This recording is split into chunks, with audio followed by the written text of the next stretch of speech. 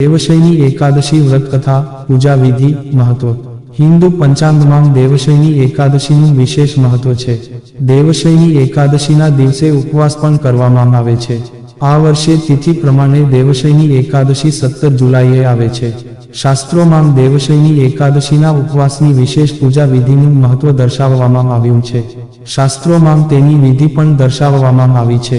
ક્યારે છે દેવશયની એકાદશી? પંચાંગ અનુસાર અષાઢ મહિનાના શુક્લ પક્ષની એકાદશી તિથિ 16 જુલાઈ 2024ના રોજ રાત્રે 8:33 શરૂ થઈ રહી છે।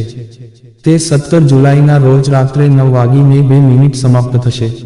આ વર્ષે દેવશયની એકાદશી 17 જુલાઈ 2024 બુધવારે ઉજવવામાં આવશે। દેવશયની એકાદશીને દેવપોઢી એકાદશી પણ કહે છે। અષાઢ સુદ 11થી 4 મહિના ભગવાન વિષ્ણુ સાગરમાં શયન કરે છે। દેવશયની એકાદશીને દેવપોઢી કે પદ્મા એકાદશીના નામે પણ ઓળખવામાં આવે છે। બીજા એટલે કે બારસના દિવસે વિષ્ણુ શયનોત્સવ મનાવવામાં આવે છે। દેવશયની એકાદશી વ્રત કથા। યુધિષ્ઠિરે કહ્યું, હે કેશવ, હું પદ્મા એકાદશી અથવા દેવશયની એકાદશીની વ્રતવિધિ જાણવા ઉત્સુક છું, તો આપ મને વ્રતવિધિ કહી સંભળાવો। શ્રીકૃષ્ણે કહ્યું, હે રાજન, બ્રહ્માજીએ આ અનુપમ કથા નારદજીને કહી હતી, તે હું કહી સંભળાવું છું। સૂર્યવંશમાં માંધાતા નામે એક સત્યનિષ્ઠ રાજા થઈ ગયો।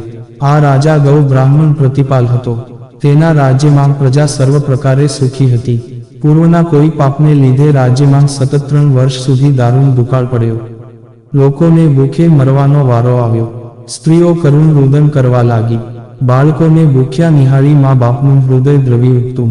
કેટલાક લોકો ક્ષુધાદેવીના ખપ્પરમાં હોમાઈ ગયા। અનાજના એક દાણા માટે લોકો વલખાણ મારતા। અનાજના સાંસા પડવા માંડ્યા। રાજાએ વિચાર્યું કે અન્ન બ્રહ્મ છે, સમગ્ર વિશ્વનો આધાર અન્ન પર છે। અન્નપૂર્ણાદેવી જરૂર ઉઠ્યા હોય એવું લાગે છે। તેમાં જરૂર મારો કનિક દોષ હોવો જોઈએ।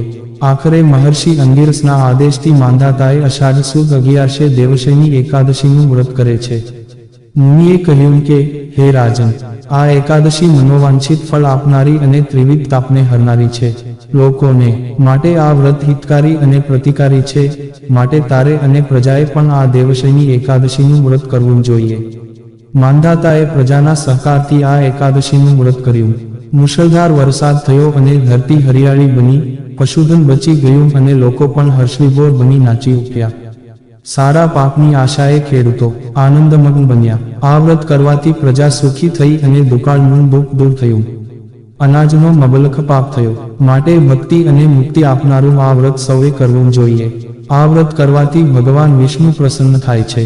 અષાઢ સુદ 11 શયની એકાદશી અથવા દેવશયની એકાદશી કહેવાય છે। આ પરમ પવિત્ર દિવસે વિષ્ણુ શયન વ્રત અને ચાતુર્માસ વ્રતના પ્રારંભનો નિયમ લેવામાં આવે છે। મોક્ષની આકાંક્ષા રાખનાર મનુષ્ય આ દિવસે શયન વ્રત તથા ચાતુર્માસ વ્રતનો આરંભ કરવો જોઈએ। દેવશયની એકાદશીને દેવપોઢી એકાદશી પણ કહે છે।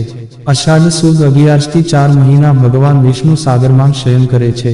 આથી માંધાતા રાજાએ આ પરમ પવિત્ર દેવશયન પ્રસંગ યાદ કરી મહર્ષિ અંગિરસના આદેશ અનુસાર શ્રદ્ધા સાથે આ અનુપમ વ્રત કર્યું હતું। મોમ માગ્યા મેઘ વરસે અને અષાઢ સુધરે તો આખું વર્ષ સુધરે, એમ આ એક જ એકાદશી વ્રત કરે તો મનુષ્ય પણ સુધરી જાય। આ વ્રત કરવાથી પરિણામ એ આવ્યું કે મીઠા મેઘ વરસ્યા અને અનાજના અંબાર થતાં રાજા અને પ્રજામાં આનંદ છવાઈ ગયો। જો મિત્રો તમને અમારો આ વિડીયો પસંદ આવ્યો હોય તો લાઈક, શેર, સબસ્ક્રાઇબ કરવાનું ભૂલશો નહીં। આવા નવા વિડીયો જોવા માટે અમારી YouTube channel Gujarati Hindi motivational સ્ટોરીને સબસ્ક્રાઇબ કરો। બાજુમાં રહેલ બેલ બટન ક્લિક કરો તેથી તમને અમારા નવા વિડીયોની નોટિફિકેશન મળે। ધન્યવાદ। નોંધ: આ વિડીયોમાં આપેલી કોઈપણ માહિતીની ચોકસાઈ અથવા વિશ્વસનીયતાની ખાતરી આપવામાં આવતી નથી। આ માહિતી જ્યોતિષ, પંચાંગ, માન્યતાઓ અથવા ધાર્મિક ગ્રંથો જેવા વિવિધ માધ્યમોમાંથી એકત્રિત કરવામાં આવી છે અને તમારી સમક્ષ રજૂ કરવામાં આવી છે। અમારો ઉદ્દેશ્ય માત્ર માહિતી પૂરી પાડવાનો છે। Gujarati Hindi motivational story YouTube channel તેની સત્યતા અને સિદ્ધ હોવાની અધિકૃતતા આપી શકતા નથી। કોઈપણ રીતે તેનો ઉપયોગ કરતા પહેલા કૃપા કરીને સંબંધિત નિષ્ણાતની સલાહ અચૂક લેવી।